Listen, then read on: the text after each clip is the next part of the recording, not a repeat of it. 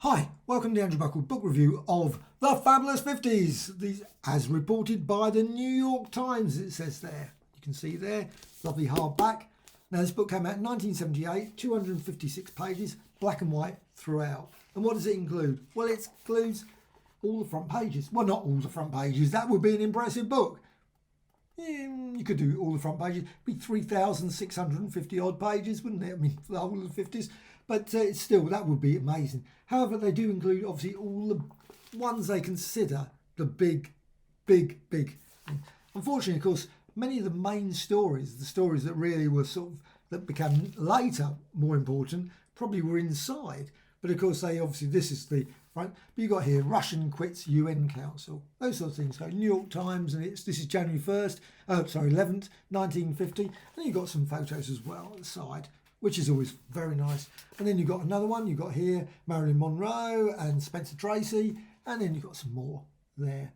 And some of the stories, of course, mean nothing to me, particularly because, of course, this is all American. And many of the people I don't particularly know. But still, I love these sort of books. I've got lots of books of ones of the sort of the Telegraph ones that have just got pages of, and I just think they're great. Newspaper page. And I love newspaper anyway. I love going to the British Library, newspaper library. Used to anyway. Unfortunately, that's tucked away up in, I think, Yorkshire now.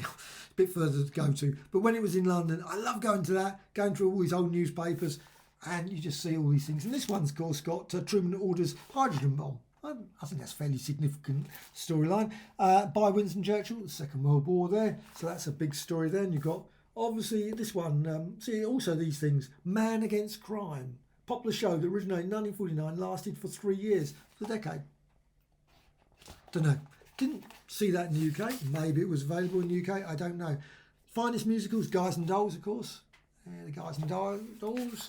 And you've got Truman orders US air, and so on. So many little stories here. President proclaims a national emergency. Auto prices rolled back. And also you've got Grace and Alan Show, the George Burns and Gracie Allen Show, I should say. Again, a series that never, I don't think, ever came here. Might have done, but I don't think so. Obviously that one I do know, African Queen. So you've got lots and lots of pictures on that side, and then you've got obviously alternating. So it's quite good, 1951, then you're going through 1951, again 52. Then you got Honeymooners, again a series that I must admit I know nothing about. Truman announces he will not run again. That's quite, I mean, that is a seriously, I mean, wow, look at that for a headline.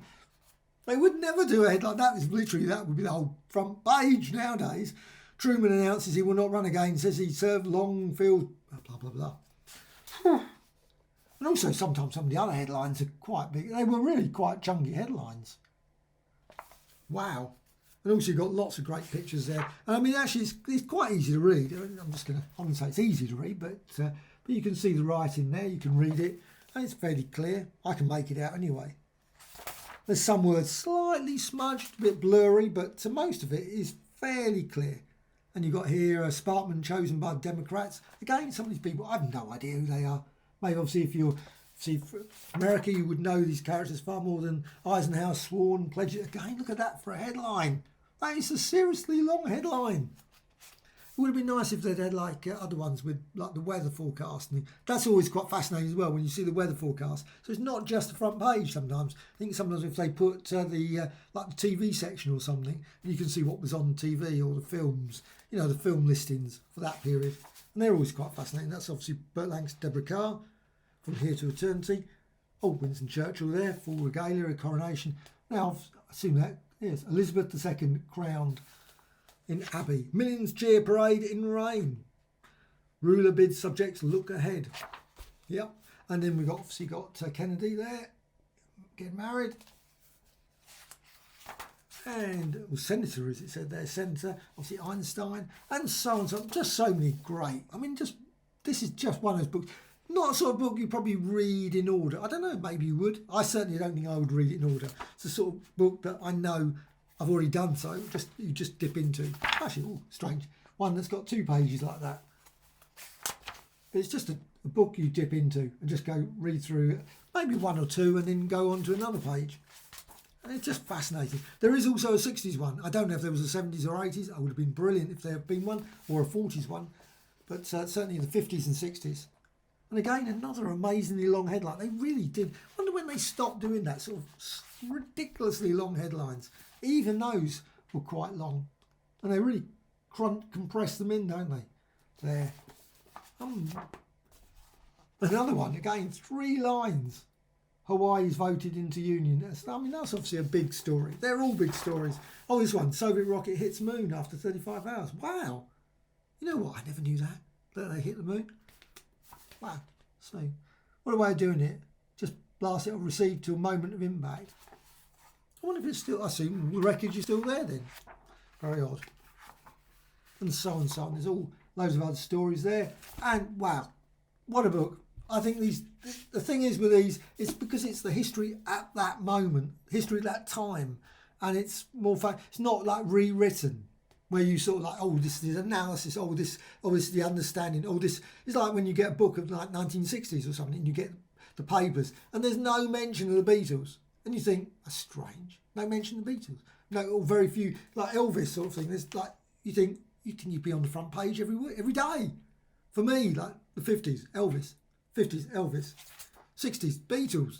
And yet you go and get some of these books, and quite often you flick through them, and you can literally look through all these, and you see no mention of Elvis or the Beatles. I mean, there's pictures, obviously they were inside, but you've got a picture there of Elvis, so clearly but on the front page, it's as if all that sort of period of history didn't match the period of history that, but that's the way it is when you've like 1930s ones and things, you get all the things and that story, you suddenly see things mentioned more and more on the front page as it comes obviously more important. So I think it's just fascinating. They're always fascinating, these sort of books. And it's a pity you can't get ones, obviously, of the like the 18th century, 19th century newspapers and things. I don't think I've ever seen a book like that. That would be brilliant as well. However, The Fabulous 50s, definitely worth checking out. You can find a copy. It's obviously long out of print, but it's copies, I think, are readily available. And likewise for the 60s one as well.